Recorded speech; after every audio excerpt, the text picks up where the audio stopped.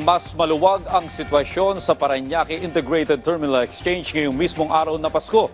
Pero inaasahang daragsa muli simula bukas ang mga paserong uwi naman para sa bagong taon. Iyan ang ulat ni Patrick De Jesus. Umabot sa 1.2 milyon ang bilang ng mga pasahero na nagtungo sa Parañaque Integrated Terminal Exchange o PITX sa loob ng 6 na araw kaugnay ng Christmas rush pauwi sa mga probinsya. Yan ay matapos maitala ang higit 191,000 na foot traffic kahapon ng mga humabol makabiyahe bago magpasko. Pero mas mababa yan kumpara noong December 23 na pumalo ng 231,000 at pinakamaraming bilang ng mga biyahero simula noong December 19.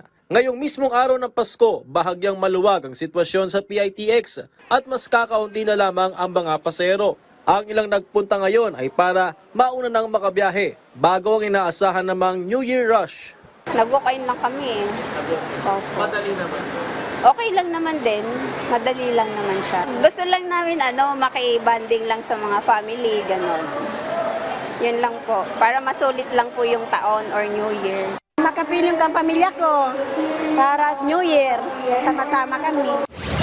Bukas, December 26, inaasahan muli ang pagdagsa ng mga pasahero dito sa PITX para naman sa mga magbabakasyon ngayong bagong taon. Sakto ring long weekend kaya't maiging mag-online booking na ng inyong mga biyahe. Base sa tala ng pamunuan ng PITX, 57% ng mga bus na biyaheng pa-Bicol ay okupado na via advance booking. Tataas pa yan ng 60% hanggang sa December 29 na idineklara na ring holiday. Habang nasa 26% pa lamang ang nakabook na biyahe sa December 30 at 31. Patrick De Jesus para sa Pambansang TV sa Bagong Pilipinas.